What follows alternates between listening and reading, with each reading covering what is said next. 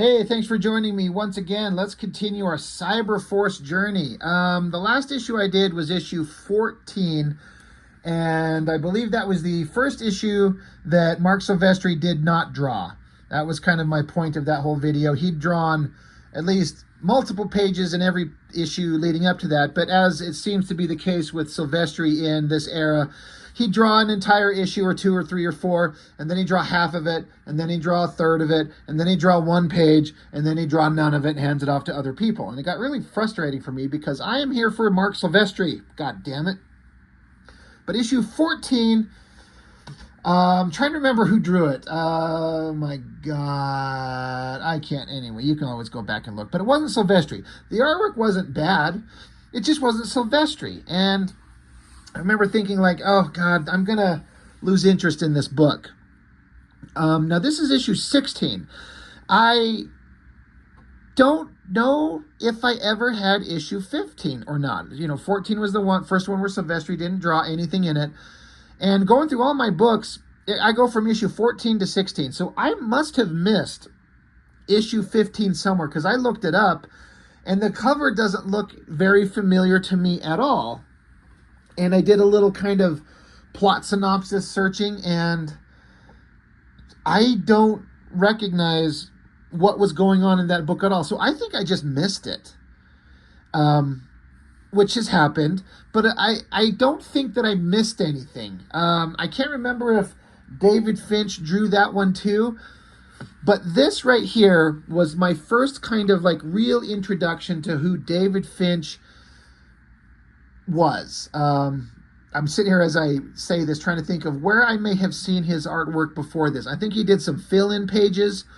I don't know if he had really any kind of big gig with Top Cow up to this point. I'm sure he might have had some mini-series or something. That seems to be what they do often.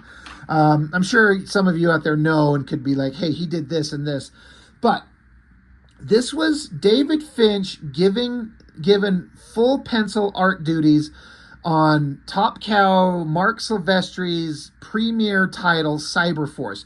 This was the big deal of the time as I remember it. It's kind of like when Jim Lee stopped drawing Wildcats, he gave it over to Travis Charest. Silvestri gave it over to David Finch. Charest, I think, to start especially, was the superior artist, but Finch really kind of come into his own. And I've kind of talked about this a little bit as in some other issues of Cyberforce, where I was kind of excited to get to this because once Silvestri was off, the story started becoming something a little bit more interesting, just little by little. And it had a little bit more of a cohesive storyline. Now, that's not necessarily in this. This one's kind of a one-off, but Cyberforce just got a little bit better in terms of stories. When I think of Cyberforce and storylines that I remember, it starts with Finch and on. I do remember kind of the basics of all the stuff before, but it was all just Mark Silvestri's awesome artwork. He introduced the team. They were chasing after the young girl. They fought monsters, and then they were fighting more monsters, and then they were posing and flexing and fighting monsters. Like, who cares? But the actual storyline that starts eventually here, again, not in this issue specifically, but very soon after, is the one that I remember and going, oh my God, this is really good. This issue is kind of the origin of RIPCLAW. And really, who gives a fuck? It's RIPCLAW. Who cares? Every team has the badass guy with blades. It's supposed to be like a Wolverine stand-in guy. Because this is just Wolverine. This is Cable. This is Psylocke. This is Cyclops. And that's maybe sort of Kitty Pryde. It's just the fucking X-Men. There's nothing interesting here. But in a way, as a writer, you've got basically a blank slate. Just start doing some shit. And in a way, I think they do start doing that. But who cares about RIPCLAW? He's just the angry guy with claws. But this is kind of his origin issue, so we'll get into it. If you can see, my poor book here is not in great shape. It's kind of, I think it's kind of suffered some, I don't want to say moisture damage, but like humidity damage. Like it's been sitting out in a storage shed outside, and it's not exactly sealed up. So, it's got a solid roof and a door on it. It's a tough shed. But, the extreme colds of winter and then summer, would get into these books, I guess, and kind of warp some of them. I don't care. I don't collect these for the financial, they're not collectibles. I don't give a fuck. I just keep them because I like these things. But let's get into this. David Finch on pencils. Brandon Peterson on stories. So that guy was becoming quite the artist. And then he was flexing his writing muscles. Good for him. Jason Gorder on inks. And then you got a massive pile of people doing computer colors. Victor Lamas ink assist. So basically Finch and just Jason Gorder. And like I said, David Finch really kind of, I feel like, it seems to me, pure conjecture on my part, that this is him really realizing, like, this is a big gig. This is Cyberforce. This is, interesting, it's 95. This is a lot later in the comics era than I kind of thought, now that I think about it. But I guess the time frame makes sense. But this was Mark Silvestri's premier book. He's working for Image Comics. He's working for Top Cow Studios. And he's drawing. So Mark Silvestri has handed over his flagship book to David Finch. And so I think Finch realizes the weight of this. And he brings his A game as best he could on every page. And I feel like you can see it. Now, this is, 30 years ago? So, obviously, and he's, obviously we all know Finch is still drawing to this day, and he's gotten really, really, really good. But he's still pretty fucking good. Finch's artwork for me went in waves. He started out, when I'd see some little bits and pieces of him at Top Cow, he was fine. Then he gets onto this book, and he became one of my favorites. I liked him a lot. Then he went on to develop some kind of weird, quirky, artistic styling things that actually made me, I would intentionally not pick up a book because he drew it. I got so sick of it. It's kind of weird. I like the stuff here, but then there's an era kind of in the middle of his career when I was completely done with it. I'm like, I can't look at this shit anymore. It's just, it doesn't appeal to me. But what he does now looks fantastic. So I don't know. It's a weird thing. But it always seems to me like Finch puts in the effort. He seems like a nice guy. He does live streams all the time. He's always drawing. I have nothing but good things to say about Finch as far as what little I know of him as a human being. The guy's been working hard. He's a premier comic book penciler these days, and he's been doing it for a long time. Anyway, we start out with RIPCLAW. He's out in the forest. There's some kind of mechanical box attached to a tree, and so he's basically activating like an attack sequence. Close up on his eyes, his little liquid metal hands form into the standard RIPCLAW finger blades. And it counts down like, all right, safeties are disabled, difficulty level 30. So it's like he's on the holodeck in Star Trek, and he disable safety protocols. He wants to fight, and he wants there to be real danger. He wants there to be a real threat. He's not interested in fighting a bunch of pansy-ass holographic creations that won't hurt him or whatever the fuck. He wants to fight. So we flip over. We got Impact and this stupid fucking robotic cat that they kept trying to push as this cute thing. I actually can't stand this thing. Impact's like, whoa, maxing out the system at level 30. Dude's in for a serious workout. And so then we get this big double-page spread. So here's where Finch is taking the opportunity to do what at the time in the era, and I do kind of get it to this day still, when you have like an Image Comics character, he's a big muscular dude, he's got big glowing eyes and screamy mouths and blades on his hands, and you get to show him ripping up robotic creatures. This is the shit everyone was excited to draw. Like, everyone wanted to draw Wolverine cutting up Sabretooth or something. Jim Lee is drawing Warblade cutting up stupid monsters. So you got Finch drawing RIPCLAW cutting up stupid monsters. And so you take the opportunity to do a big image, a big flexing shot of muscular anatomy and power and claws and blades, and it's ridiculous and stupid and awesome all at the same time. It's all these things. And Finch does a couple of times where I feel like he does it better than Silvestri in this era. Some of Silvestri's work, he's changed his art style to be more of a Jim Lee vibe, and it looks good and I like it, but Finch had something that to me was looking a little bit better when it comes to these kind of badass shots of RIPCLAW specifically. And you'll see some of them in here as we go, and in subsequent books as we get going further in the series. Anyway, so Stupid Impact and Stupid Robotic Cat are watching RIPCLAW on a TV monitor, just like, it's like watching an awesome TV show or something like that. So the Stupid Robotic Cat starts throwing a soda pop can around, and it zaps the controls, and then it's like they're joking with each other. The little cat thing's like, come on, I could fight too, and Impact's like, shut up. And so they're facing off against each other. It's trying to be cutesy. It's just stupid. Like, I don't care.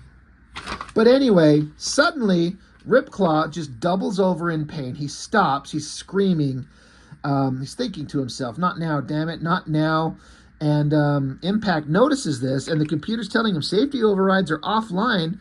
And they're like, holy shit, that robot thing that he's fighting, which we didn't even really get to see. That's kind of some poor storytelling.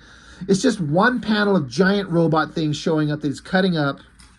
Suddenly, he's doubled over in pain. But they're like, those robot things have live rounds, so they hit the emergency kill switch. Boom, the robot thing shuts off while RIPCLAW is lying on his back. So he passes out from pain for some reason. We don't know why. That's one of those awesome shots of RIPCLAW, like drawing the muscles on his shoulder kind of folded over, and the big muscular arms and the heavy shadows, which Finch leans into a lot. Heavy shadows. That's pretty badass. I think it looks good.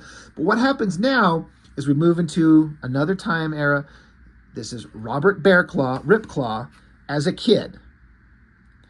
And there's some points to this, like, so this is RIPCLAW's origin, like I was saying. I think they do kind of like a fine job, but they do kind of lean into some, I don't know, silly tropes that I guess work, but I don't know. I don't know if this is a story that anybody needed to have told, but they're trying to make these one-dimensional kind of pointless bland characters have some soul and characterization, so respect to them for that. But it's Robert RIPCLAW as a kid, and he's training in karate. Kicks this guy right in the face, and the guy he's kicking's got kind of an attitude, and the sensei, Mr. Miyagi here or whatever, is saying like, yeah, you're being too cocky, and the guy caught you right in the face, so you need to keep your guard up, you dumbass. And so the guy who got his ass kicked is like, all right, you're right, I won't make that mistake again. So the two students go at it again. And old Robert, because you can tell it's RIPCLAW because he's got the pale white skin. This is one of those things I don't think they needed to do. Like, have the Native American character with pale white ghost skin. I mean, it just seems kind of, I don't know, it seems kind of dumb to give him the pale skin. There's a point in this book where I feel like they could have had him go through this change, which we will see, and then his skin should go white. But just having him with this white skin as a Native American character, it just seems kind of weird. But he keeps punching the douchebag student, and the douchebag student's got some blood on him, so the Mr. Miyagi sensei walks up, and old Robert here, he's got claws, like his nails are super long, and he's like, dude, you shouldn't let your nails grow this big. You could hurt people. You've disgraced our dojo. Get out. So now he's kicked out. So now it goes back to stupid teenager Robert RIPCLAW thinking, how did my nails grow so big? They weren't that way before, and now they're back to normal. So again, this is just the X-Men, and they're like, mutant powers start manifesting in, puberty and age, points of stress or whatever the fuck. Same kind of thing. But he talks about he spent the last 16 years with a stupid skin condition. So there's his age. He's 16 years old, living in LA. He sees all sorts of freaks. So why is it my family and I seem to be the biggest freaks of them all? Why do I have a kid brother who wakes up every night from nightmares about ghosts? Why do I have a father who seems to be more concerned with keeping all of this quiet and shut in, rather than having us open up? So he's like, his dad's telling him to keep things quiet about all this stuff. So he gets home. Mom's there. Hey, you're back. Hey, dinner's ready. Your brother's here. Your dad's here. Let's all sit down for dinner. The dad asks, how was practice? And, Robert's like, some weird, really, really weird happened. My fingernails grew. And the dad doesn't want to hear about it. And so the kid's like, well, come on, Dad, listen to me. My fingernails grew and shrank in just seconds. And so the dad's like, no, you're not listening. How many times have I told you not to talk about these things? Just forget about it. Just accept we have a good life. Basically, Dad's like, in a really weird way, telling the kid to shut the fuck up about anything weird that's happening. So the kid's like, all right, I've had enough. He leaves the table. And then I guess he's digging through the attic. And he finds out, I guess what he's getting at here is that these papers show we had our family name legally changed when Michael was just a baby here in Los Angeles. So we are Indians. I always thought so, and this proves it. But from what tribe? What nation? Where are we from? So I'm like, I guess, is he supposed to be adopted? I mean, they just keep referring to him as his father, not a stepfather, but I don't get how this makes sense, because this guy doesn't appear to be like native persuasion in any way. He just seems like a white guy, but if he's supposed to be native, I don't know that that's made clear.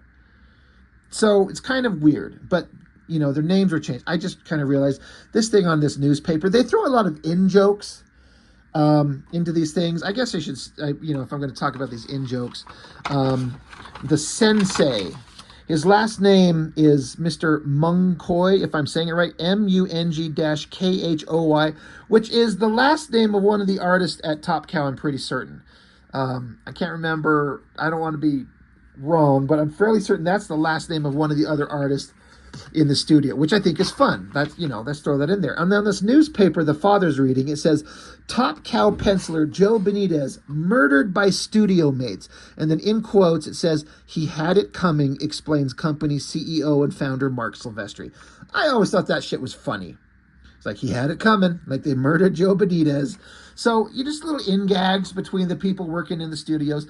It gives you at least the idea that all these people were having fun, drawing comics and being buddies and hanging out and throwing in names and little in-gags to their studio mates in the books. I like that type of stuff. It's funny. But anyway, back to the story that's so interesting. He's like, we are Native American. We are Indians. But what tribe? His brother, which you don't really ever see back in the shadows. In fact, I forget that there was a brother in this at all. But old Robert, whatever, they changed his name. It's... he says his name is supposed to be Bearclaw, but it's something else. But his real name is Bearclaw. So he's like, I need to find out the answer. Someone out there knows why I am the way I am. Why do I have pale skin? Why do my nails grow? So he has to go searching. Back in real time, RIPCLAW's back into a medical bay with one of the members of Cyberforce, and they're basically finding out that they go into all this stuff like how his body is rejecting the metallic implants in his that were grafted onto him. In short, his body is trying to purge itself of the foreign materials that happen to be keeping him alive. He's killing himself. He says this is advanced rejection, and says, damn, he must have been living with this pain for years. Why didn't he say something? So they're getting, you know, their characterization that they're digging into here is that old RIPCLAW's been in pain for years. He just never told anybody because he's so fucking badass, which is fair. So all the rest of the team are like, dude, can you just stop talking and can you fix him? Can you save RIPCLAW's life? And so the guy's like, yes. This is Dr. Corbin. You can't really see him. He's a older scientist guy that's been part of the team. A real boring character. Like, who fucking cares? But he's like the older scientist guy that's part of the team. And he's like, yeah, I'll try and save his life. Save the life of RIPCLAW. We're so worried that he's passed out dying. Like, I can see the emotional core they're trying to go for. It's not really happening quite the way I think Brandon Peterson as a writer probably wants it to, but I can see what he's going for. Anyway, back in time, the kid just jumped on a bus and drove somewhere. Let's see. God, I don't even know what panel, what the fucking word balloons? There's one over here, then here, then here. I think you're supposed to read this one, and then this one, and then go over here.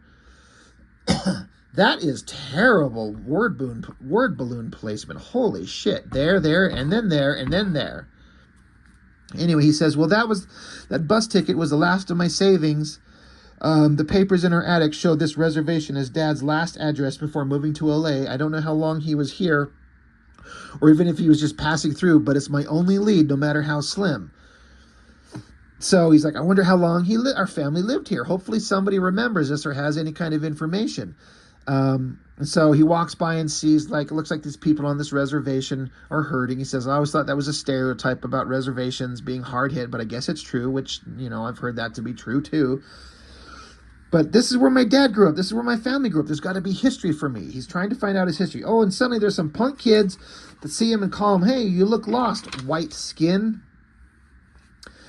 So they want to rip him off. They want to take his backpack. I don't know there's supposed to be Native American kids that live on the reservation. I guess they're making fun of this guy because he's got pale skin. So, you know, he's been trained in karate. So he starts fighting him, but they take a baseball bat to the back of his skull, knock him on his ass. And while they're about to curb stomp his ass, of course, the standard wise old Native American shaman dude shows up.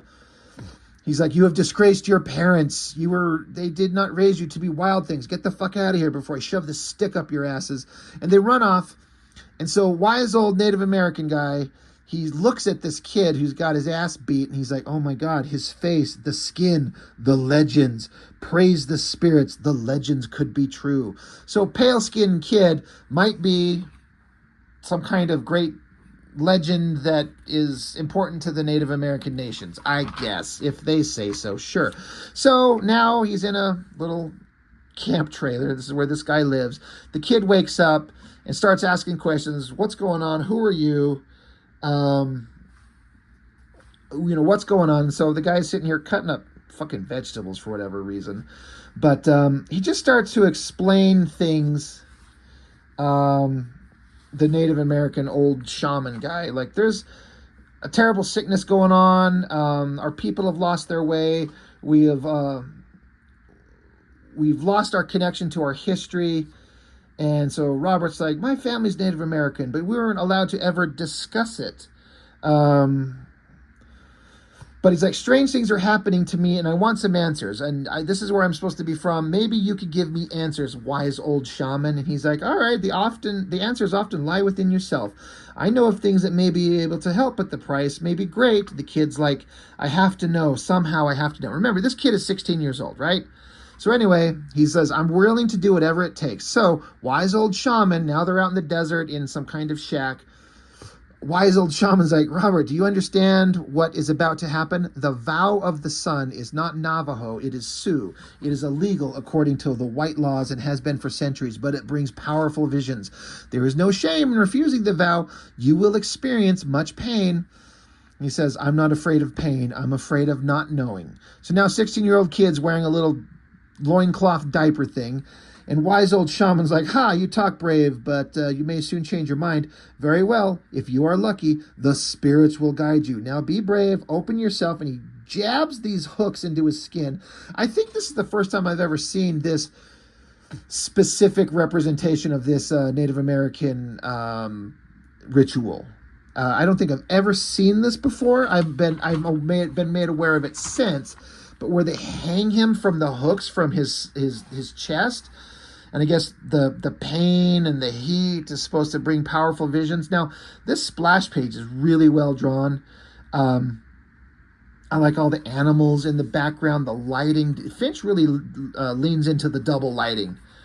It's good. But now suddenly all the animal spirits are talking to him. You are the ghost warrior. You have been prophesized for 100 years. You will take our strength and heal the sickness that plagues the people. We will speak through you. It is time to be reborn, purified, strengthened. You will become our warrior, forged in our image. And so wise old Native American shaman guy, he's like, the smoke, almost alive. See how it moves about him. But then 16-year-old Robert RIPCLAW, now he's glowing with energy. He pulls himself off the hooks, drops to the ground. He's got much longer hair. He's super muscular like Captain America. And those are some badass claws. Now that panel, that drawing, that is pretty fucking badass. Has a nice kind of like organic quality to it in a way that Silvestri would draw, as opposed to like a overly sharp, plasticky kind of look like some of other artists would do. Finch has a nice organic quality to him, and sometimes he nails it perfectly in his earlier works. And I think that panel, the head, the arms, the hand, love it. I think it looks fantastic. The ghost warrior has awoken. So now they're in their shack. He's like, and the wise old shaman's like, I am the medicine man of this tribe, yet I cannot believe how weak my faith was. The legends were this and that and the other. You are the warrior. You are reborn. You're here to do all this cool shit. And so wise old shaman takes some red paint or something and paints it around his eye. Says, they have given you the eagle's eyes. You can now hear and speak with the many voices of nature that live within you. The vow of the sun has made you new, and you must remember the wounds that gave you the vision. So he paints all this shit on his eyes and these weird lines on his face, and then they suddenly glow bright and become like permanent tattoos in the exact design of the ridiculous weird costume that Silvestri gave him. Like, on his face, he's got like, well, you can't really see it in this shadowy drawing, but he's got these lines coming across his cheek there, down his chin, and then across his eyes too. Well, I guess they were hand painted on by an old wise shaman made of blood, or I don't know what the fuck this stuff is, paint something. He paints it on his face. Now they're permanent tattoos. So now 16-year-old kid, longer hair, bigger muscles, still wearing the loincloth with the old shaman down on his ass, staring at his barely covered dick. And it's like, you must go out into the world and heal our people and find your answers. Back in real time, Cyblade and stupid Velocity. Velocity's crying like a little baby because they're worried that he's going to die. So we're supposed to care that he's going to die. And everyone's standing around worried that he's going to die. We don't care. Back in time, again, I don't know if there was a time jump. But remember, he was a 16-year-old fucking kid. I'm guessing that maybe some time has passed. I don't know. It doesn't tell you. But now it's because we're continuing to learn the history of RIPCLAW. And this is him. He's on a motorcycle. Says, the scent ends here. The men I seek must be inside. The girl they brutalized is Laura's friend. Hope their insurance is paid up. So he gets off a motorcycle, walks in here. Now, this is one of these things where they've added music to the scene with some text floating through the air. And it's one of these few times at the time as a kid that I actually recognized the lyrics, and it helped put me in the scene. It says, because it's guitars and Cadillacs. Now, that's the song. I don't know the name of the song, but it's in Terminator 2. When Schwarzenegger shows up, goes into that bar, opens the door just like this, into the hillbilly bar, walks in butt naked. It's like, because it's guitars and Cadillacs, hillbilly shoes, bow, bow, bow.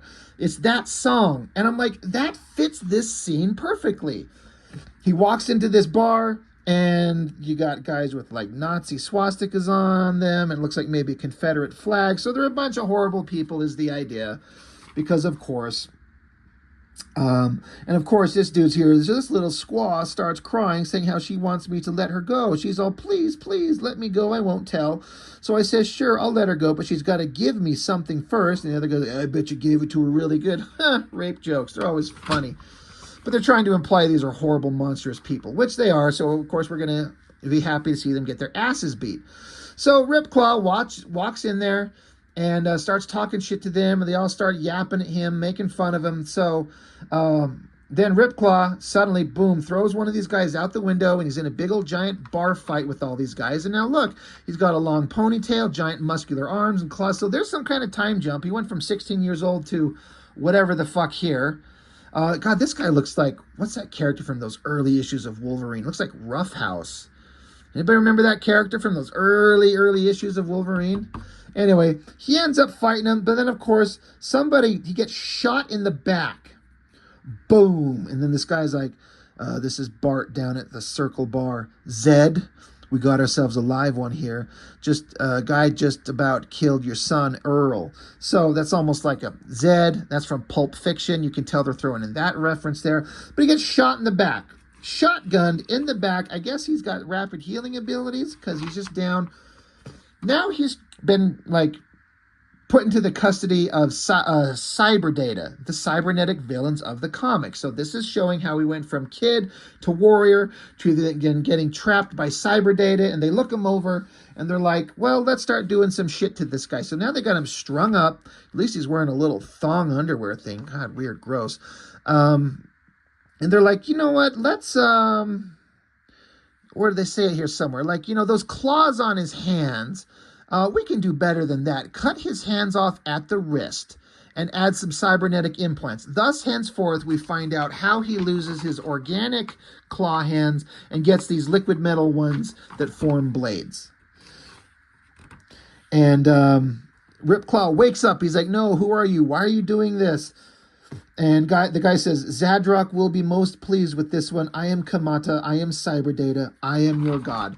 So now, another time jump after they've manipulated and add cybernetic implants to RIPCLAW. Now he's one of their assassin warrior guys on some kind of mission, doing some kind of boring shit. Who cares? Here's another one of those examples of Finch drawing a big, badass shot of RIPCLAW. His muscular anatomy, the dark shading that he does, the claws, the face, the pose. I think that looks amazing. It looks really good. RIPCLAW's rarely ever looked better, in my opinion, including the stuff that Silvestri did. The story is kind of like, who cares? But that's been Cyberforce up to this point anyway. But he's on a mission. And then while he's on the mission and killing a guy, suddenly the Native American animal spirits start talking to him again, just randomly. And they're like, you must awaken again. And they're like, you have been sick, but we will cure you now. Your spirit has been imprisoned by the whites and their machines. It is time for their influence to end. So a fucking wolf and a ram and a bird start talking to him and free him from the control of Cyberdata. Just that quick. He was taken over. Now he's set free. And then he takes off and runs into the night to find out his destiny later on, and then eventually, I guess, he gets picked up by Cyberforce, because now he's free of Cyberdata's influence. Now he can be the good man that he is. Boom, back to regular time. I guess they pulled him out of the medical bay that he was in, trying to find the last place we saw that, because, you know, they were working on him. Well, I guess he's fine now. He wakes up. Dr. Corbin, the scientist guy, is like, hey, all this crazy shit was happening, but your body was rejecting your cybernetic implants. There's nothing science can do for you. But he's like, whatever. I'm RIPCLAW. I'm awesome. I'm going to figure it out because I'm RIPCLAW and I'm awesome. And he goes back to his house where his family used to live. Where is his dad? Where is his mom? Where is his brother? They haven't lived there in years. He doesn't know where his family's at. So he rides off into the sunset, and we're supposed to feel sad and emotions and feelings, and we don't. But at least they tried. They tried to give some kind of backstory, and it's pretty cliche by the numbers kind of, you were a warrior meant to do cool things, but then you got captured, and then you were taken over by the bad guys, and then now you're free of the bad guys, and now you're going to work with the good guys, and you're the former bad guy working with the good guys, just like Wolverine. I didn't hate it. The art kind of carried it for me, and it continues to do so in these books. So again, I think Brandon Peterson was trying. It's a worthwhile effort. It was fine. And when I say Brandon Peterson, for in case anybody who, forgot, Brandon Peterson writing it. He's normally known as an artist, but he's writing stories. And this one was okay. It's just full of cliche shit, but it's okay. At least we get an origin on RIPCLAW. And David Finch, he's bringing his A game, and it's pretty awesome. So that's it. Cyberforce 16. I think the next issue takes off into the next major storyline. Got it sitting here somewhere. Anyway, that gets into some stuff that I felt like was an interesting storyline. The one story that I really remembered that was pretty good. So anyway, Cyberforce 16, it's fine. I dig this cover. I guess I don't know if I mentioned this, but I like how it's just a team shot. There's no big text. There's nothing. It's just the team standing there looking awesome. It's almost like an issue number 1. This could be an issue number 1 of Cyberforce, and I'd be like, that's pretty badass. What's this? I want to pick it up. So anyway, Cyberforce 16, good times. That's all I've got for now. Thanks for watching. See you next time.